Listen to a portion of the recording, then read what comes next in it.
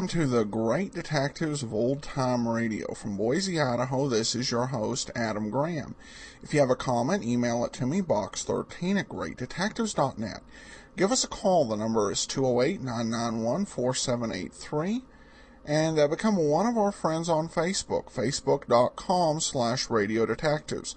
Today's episode is brought to you by the support of our listeners. Thank you so much for all your financial support. It is greatly appreciated. Now it's time for today's episode of yours truly, Johnny Dollar, The Stanley Price Matter. Listening enjoyment, John Lund as Johnny Dollar. Henry Conrad, Johnny. Hello, Mr. Conrad. How are you? Fine. Can you take a job? No trouble at all. Well, this is it. On Thursday of last week, we got a call from the New York police. They'd confiscated about $100,000 worth of rare gems. A man named Wells had been murdered, and they found the jewels in the water pipe beneath the sink. Your company insure Wells? No. One of our clients in Europe was robbed about 3 months ago. The same jewels? We think so, but we can't be positive. They've been removed from their settings, and some of the larger ones have been recut. The police are holding Mrs. Wells, and she claims the jewels are rightfully hers. She says neither she or her husband knew they were hidden in the water pipe. Well, unless it can be proved the jewels were stolen, she's just liable to end up with them. Possession, huh? Yeah. It's a funny one. When can you start? I've started.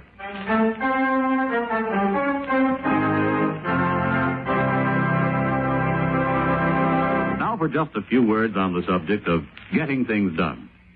Within the past few years, a new plan of activity has sprung up in America, the do-it-yourself plan.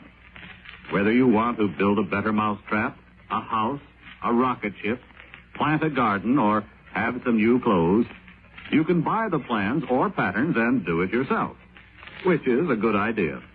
But there are still many things which can be done better with advice and help from the experts.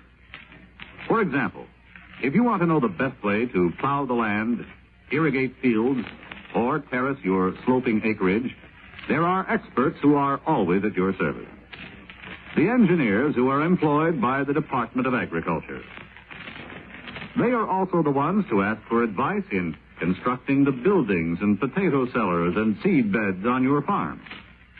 If you need electrical power on your farm, the department's electrical engineers will give you the help you need.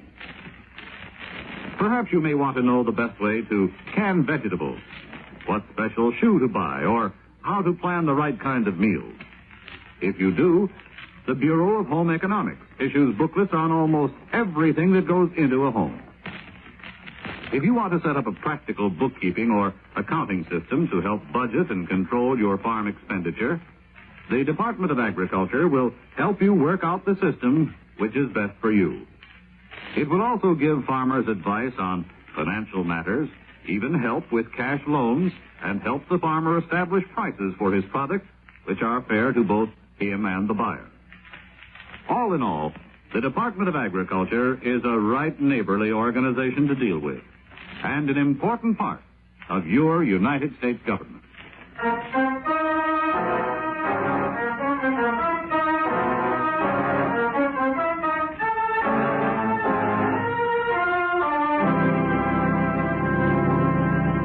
Expense account submitted by Special Investigator Johnny Dollar to Home Office, World Insurance and Indemnity Company, Hartford, Connecticut. The following is an accounting of expenditures during my investigation of the Stanley Price matter. Expense account item 1, $21.85. Train fare and incidentals between Hartford and New York City after receiving from you the necessary information concerning the case. I arrived in New York at 10 o'clock that morning and went directly to police headquarters, where I looked up Captain Fred D., in charge of robbery detail. Sit down, Mr. Dollar. Oh, thanks. Glad to help you any way I can. Well, if it isn't too much trouble, I'd like the whole thing from the beginning. Sure. Last Thursday, we got a call from a man named Price, Stanley Price. Said if we came to 956 East 114th Street, we'd find $100,000 in stolen jewels. Then there was a shot, and the line went dead. When we got there, we found the dead man. Wells? Yeah, Robert Wells. Shot twice in the head. You're holding the wife? Not since 8 o'clock this morning. We've got no evidence. No murder weapon, nothing. And, of course, she swears she knows nothing about it. Your company thinks the jewels belong to one of their clients. Yeah, but they've been taken out of their settings and recut. Such a good job, they can't be identified. Only one thing that ties in. Wells returned from Europe last Tuesday. Been over there for about 3 months. The robbery was abroad. Yeah. Got anything on the man who gave you the tip? Stanley Price? No, nothing much. We know it's Stanley Price. We think it's the same man. He's small-time hood. Picked up a couple of times. No conviction. Been making book lately, but we can't prove it. Can't find him anywhere. We got an APB out on him. And you released Mrs. Wells. Yeah. She living in the same place? Well, she went back to the apartment. She's still there. We got it staked out. Well, it seems to me the first thing to do is find Stanley Price. We'd like to. I've got an old friend that knows all about small-time bookmakers. I'm going to drop by and have a talk with him. Anyone I know? Oh, probably. But he'd be hurt if I mentioned his name. Hope you make out. Now, what about the wife? You going to see her? After I take care of a few details. What's she like? You won't mind a bit.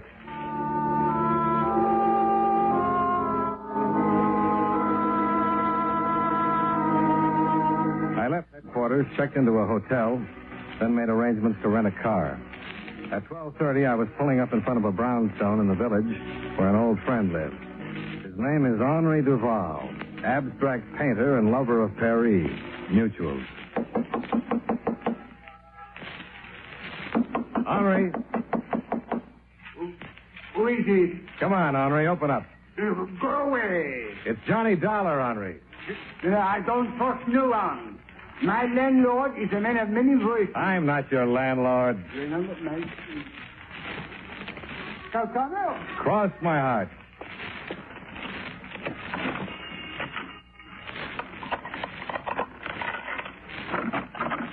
Johnny.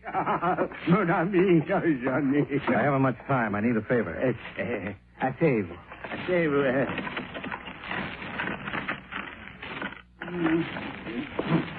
Hello. For you, a portrait costs only $50. No pictures, Henri. No picture? Ever heard of a man named Price? Stanley Price? No. Paid your rent? Same answer. I have a small $10 bill here. Mon ami, you would attempt a lowly bribe? Well, what do you know? Here's another 10. You know, I would ask you to stay for lunch, but Greenbaum will not even let me look in his delicatessen window anymore. 25? Bien. But I only do it because I have the love for Greenbaum. Show a little interest in Stanley Price for a minute. Stanley Price, here. Peasant. He's a bookmaker? Of a sort. He owes me $11.80. Marianne in the 8th at Hialeah by 8 lengths. Mon Dieu, such a filly. Henri. Stanley Price. Ah, oui, the low life. Where can I find him? Je ne sais pas. Henri? But it is the truth. Scout's honor? But of course. If I knew where the peasant was, would I not collect my $11.80? But of course, Scout's honor. Look, you see? You're only holding up one finger. Le Cobb Scout. Oh. When was the last time you heard from him? He took my $2 that wins for me the $11.80. And then he was in the fish business. Fish business? Ah, oui. I know because he brought me 2 halibut, which I promptly made into a magnificent bouillabaisse for my landlord. Terrible. The stew? No. Just the fish. Believe me, those 2 halibut were sold. They remembered Jonah. Was he selling fish? No. He was not selling fish. He was catching them. He had a boat. When I went down to collect my $11.80, the boat was not there. Where did he keep the boat, Henri? At this place. It was called, Schooner Landing. A place like that simply should not be. Do you know why? Stinks. Oh. Well, thanks, Henri. You are leaving? Yeah, you can unlock the door. Wait.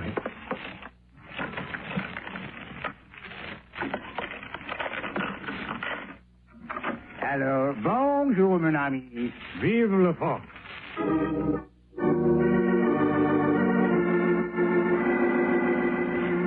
I climbed back into the rented coupe and drove to the waterfront where I finally located Schooner Landing. A lot of small boats were tied up in slips, and an old man sat outside a shack at the head of the dock, sunning himself. Hello. Hello? You run this landing? Yep. You know a man named Price? Stan Price? Yep. Yep. Seen him lately? Nope. When was the last time you saw him? You're a cop. Nope. That's too bad. Why? He owes me a week's rent on a boat. Skip out? Understand he was fishing down here. Is that right? Yep. How long ago did you rent the boat? 2 weeks ago. When did he skip out? About a week. Anything unusual about things that he did? Well, he weren't no fisherman. Why do you say that? Yeah, he didn't know the first thing about it. Fishing, that is. When he first rented my boat, he used to go out for 2 or 3 hours, come back with a couple of fish. Didn't have no gear to speak of, no live bait. Just a pole.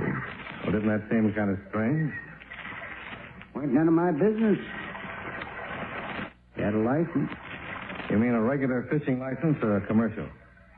Yep. Commercial? Yep. Did he do anything unusual the last day he was down here? Well, don't know. He went out about 4 o'clock in the afternoon. He was back here about 6:30. Only thing unusual about that, time to do fishing. What date was that? Week ago, yes. Oh, no, wait. No, it's a week ago tomorrow, Wednesday. Oh. Thanks, Pop. You sure you ain't a cop? Yep. G-man? Nope. Don't say no more than you have to do. Nope. Bye, Sonny.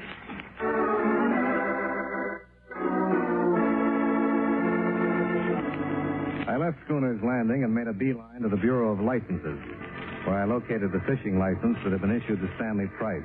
It had his picture on it, and the clerk allowed me to take it. I thanked him, then climbed back into my car and headed for 956 East 114th Street and Mrs. Wells.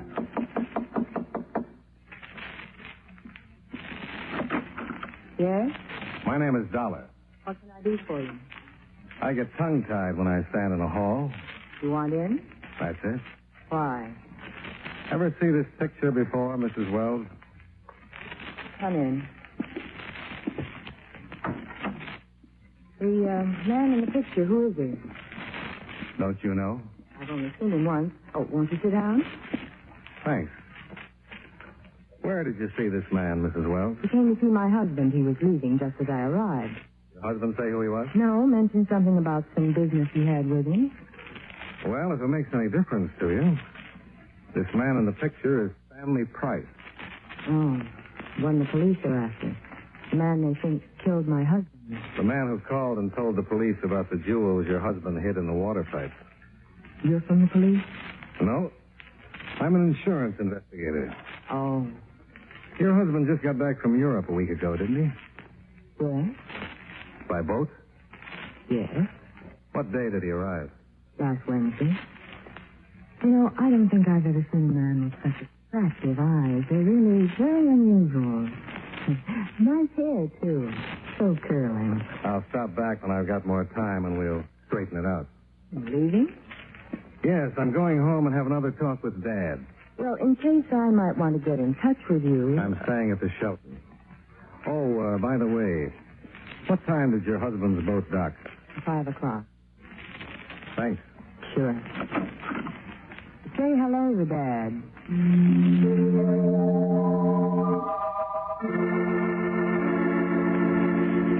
I finally managed to get down to my car and drive back to the hotel. I called Lieutenant D and briefed him with what had happened to date. Then I went downstairs to get some lunch. As I crossed the lobby... Don't turn around. What is it? Just keep looking straight ahead. I want something. I was just going to have some lunch. It'll keep. Will it? I haven't got much time. Give me the picture. Oh. Let's have it. And if I don't? Then you get shot right in the lobby of the Shelton Hotel.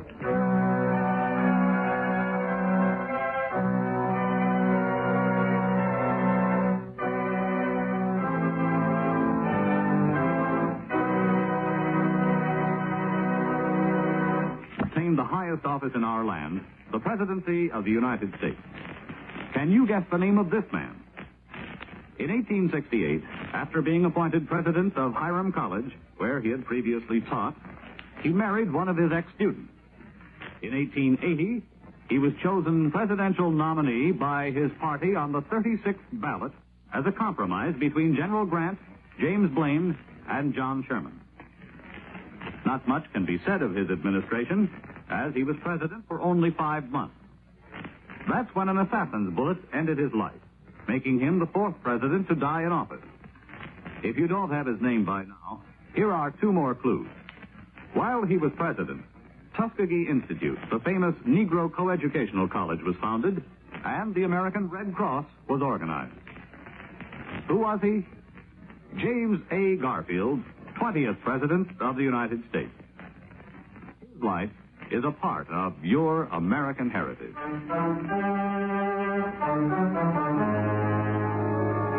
And now, with our star, John Lund, we bring you the second act of Yours Truly, Johnny Dollar.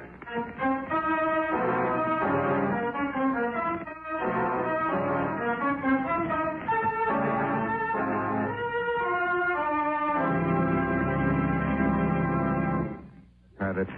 Well, it's the only one of me on a bare rug facing east. What'll Mom say? The picture of Stanley Price. Okay. That's being smart. Now, you stay put. Count 10 before you turn around. Believe me, Dollar, I mean it. I'll kill you if you move before 10. You're being pretty silly, Price. They'll pick you up sure. I don't think so. Oh, by the way, Henri Duval says to thank you for the 1180. 1180? Oh, yeah. Tell him it was nothing. It sure wasn't. Start counting. 1, 2, button my shoe. 3, 4, close the door. 5, 6.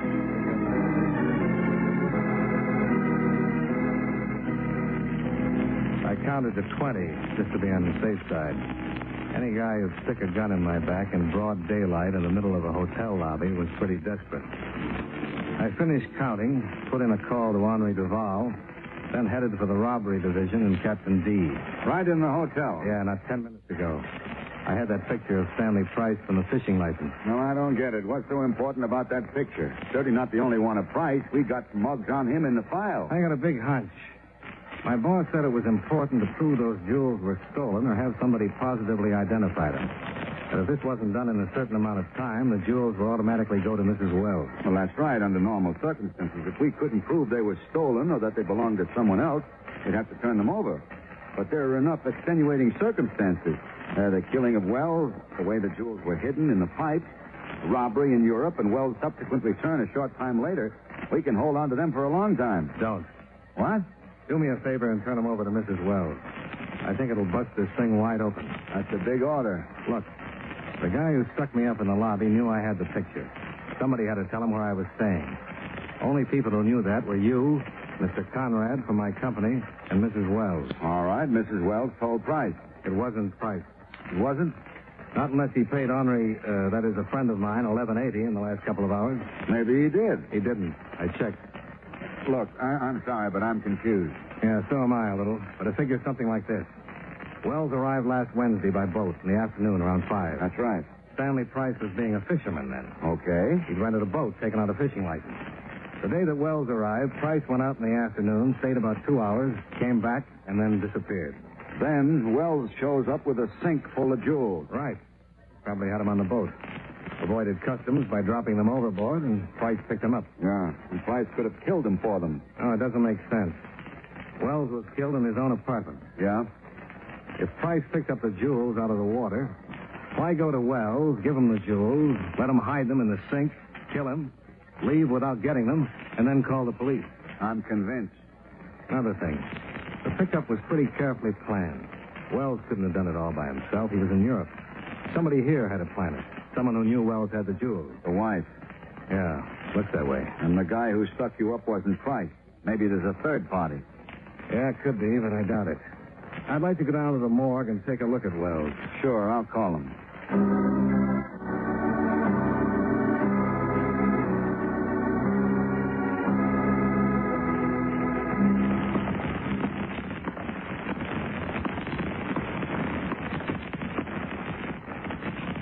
Okay, Charlie.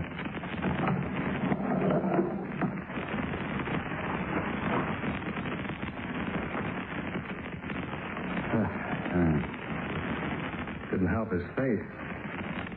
How'd you get an identification? The wife. This isn't Wells. It isn't? This is Stanley Price. You sure? The picture on the fishing license. This is the same guy. I'll have Mrs. Wells picked up. And miss out on the big catch? Let me take the jewels over to her. It'll look official. Insurance company agent and everything.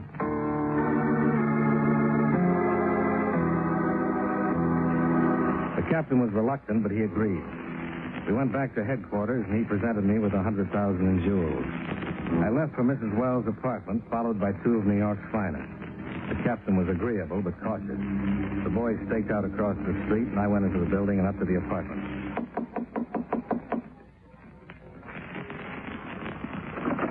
Hello. I spoke with Dad. Was his advice sound? Oh, he just said there were bound to be days like this. Then come in. Is this going to be business? I come bearing gifts. Oh? I'm afraid the police can't keep these any longer. The jewels? Mm-hmm. There you are. I don't understand. Well, there's a little law after a certain But time. the last time I talked with the police, they said they could impound them until my husband's murder was cleared up. No, afraid not. You mean I just get them, no strings? Not a one.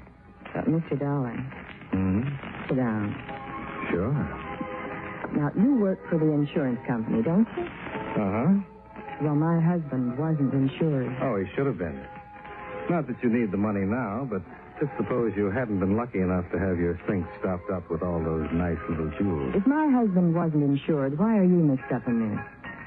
You really want to know? Uh-huh. My company thinks those jewels were stolen from one of our clients. I just can't stop looking at your eyes. They're even bluer in this light.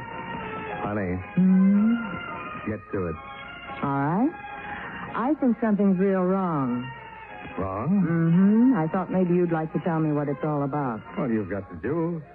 And what do you think I'm going to do with them? Well, that's up to you, isn't it?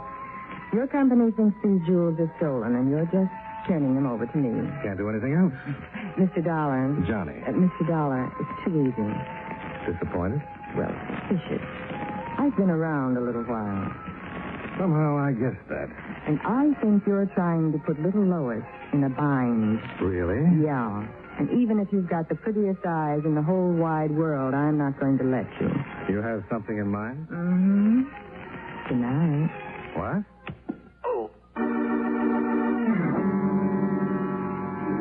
It landed right behind my right ear. I don't know what it was, but it was hard and it was cold. Whoever was on the other end of it had moved up behind the couch while Lois had kept me occupied. I went right to sleep and stayed that way for about 10 minutes. When I came to, I was all alone, except for a large swelling that was getting big enough to wear a hat. I stumbled downstairs and looked for the two policemen on stakeouts, but they disappeared too. So I found a phone booth and put in a call to Captain D. They're tailing the wife. Dillman just checked in and said they were with her downtown. She's doing some shopping on Fifth Avenue. She's a decoy. She's leading your boys away from Wells. Where are you? In the Wells apartment. I got slugged about 10 minutes ago. Wells must have been in the apartment the whole time. After he put me to sleep, the wife probably left by the front door and led your boys downtown while Wells left by the back way. Huh. You can bet he's got the jewels. He'll try to get out of town. I'll have every exit in the city covered. Okay, but he's smart enough to know that. When you're through, meet me at Schooner's Landing. Schooner's Landing? Yeah. My guess is Wells is going to take a boat ride.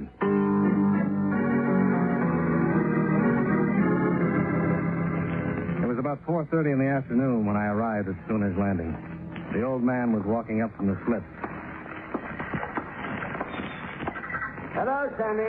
Pop, which boat was Stanley Price renting? That one. Just getting ready to go out. I just got through gassing her up. Fella paid me Price's back rent. Well, is there something wrong?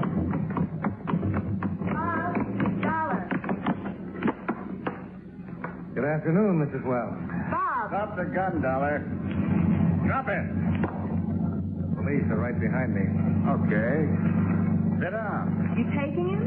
He's an insurance man. He's going to be our insurance. If the police try anything, I'm going to shoot you, Dollar. Hold the gun on him while I get us out of here.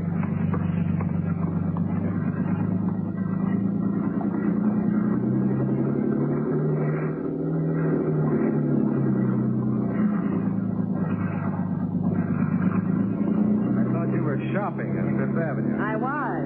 Those two policemen that were following me probably still think I'm trying on lingerie. That's what happens when the police force hires gentlemen. How's your head? Uncomfortable. Oh, I'm sorry. I'll bet. Boys, Yeah? take over the wheel. Keep it headed right for the breakwater light. Know anything about boats?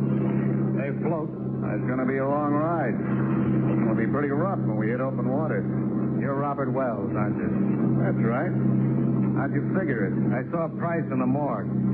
Your wife identified him as you, but the picture on the fishing license showed he was Price. You didn't know whether I was working with the law or not, but you had to get the picture to give yourself enough time to get out of the country. I knew the damage you could do if it got to the police. Why did you kill Price? He wanted 50% for fences stuff. I said no and then caught him phoning the police. Had to kill him. So you put your papers on him and told your wife to identify him as you. The jewels were in the pipes under the sink. I knew the law would be there in 10 minutes, so I had to take a chance they wouldn't find him. Bob, there's a boat coming up pretty fast. So what? I hate to spoil the party, but I think it's the Coast Guard. Bob! Shut up and stay with that wheel. It looks like the police. Shut up! All right, Dollar. Get up on the bow. Oh, I'll get seasick. Move. I want him to see you. Look, I don't swim very well. How about if I take this life preserver? Put it down. Sure.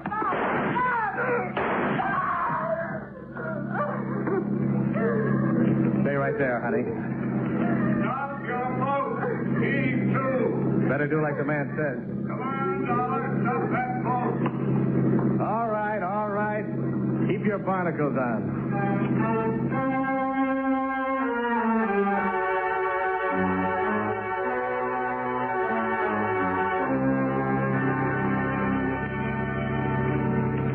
Expense account item 2. $8.75 for a big dinner that made up for the lunch I'd missed. After that, I went back to the hotel and got myself 12 hours of a good night's sleep. Expense account item 3, the $25 I'd bribed Henri Duval with. The last time I saw him, he was in Greenbaum's Delicatessen, spending the money with his arm around Greenbaum. They were both smiling. Expense account items 4 and 5, $42.15, car rental and hotel bill. Item 6, $15.65, train fare and incidentals back to Hartford. Expense account total, $113.40. Yours truly, Johnny Dollar.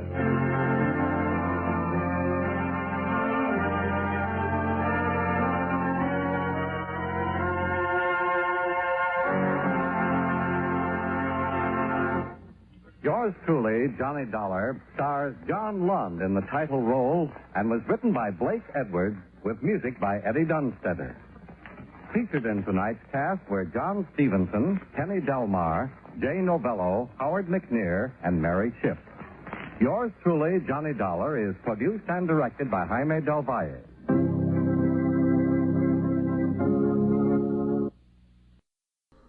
Welcome back. Well, this is one of those mysteries where the most important fact is who actually was murdered. This one took a few surprising twists as it went along the way. And other than some sound quality issues, wasn't disappointing at all. Well, we turn now to listener comments and feedback. Dave says, can't wait to get to the Bob Bailey episodes. Keep up the great work, Adam. Well, thanks so much. And unasked question, but probably worth investigating how many episodes do we have till we get to hear Bob Bailey.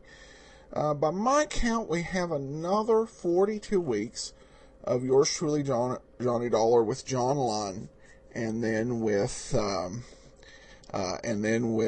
Gerald Moore. So we've got less than a year till we get into the Bob Bailey episodes. Lord willing, and the creek don't rise, as they say down south. Mark comments, "Hi there. I heard you mention on one of your podcasts that you were working on Broadway Is My Beat. I wonder if you have time scales for that. I would like to say how much I appreciate all the efforts you put in collecting this stuff out there and making in one series the characters I like, i.e. Nero Wolfe, Dragnet, and Sherlock Holmes." Well, thanks so much for the question, Mark. Broadway Is My Beat is a challenging show just because there are so many episodes out there. There's more than 160 episodes, which puts it right behind Johnny Dollar, Sherlock Holmes, Boston Blackie, and Let George Do It. So we have to set aside about a 3-year chunk. So it's going to be a while till we find that much space. The one thing I will say is I won't play Broadway Is My Beat at the same time I'm playing Night Beat. It's just too many down shows. You got to have a downer shows, I guess I should say. You got to have a balance there.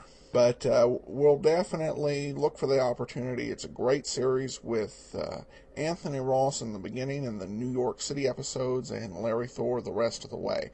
All right, well, that will do it for this week. We'll be back next Monday with Barry Craig, Confidential Investigator, and then join us on Friday for yours truly, Johnny Dollar. In the meanwhile, send your comments to box13 at greatdetectives.net. Follow us on Twitter at Radio Detectives. And give us a call, 208-991-4783. From Boise, Idaho, this is your host, Adam Graham, signing off.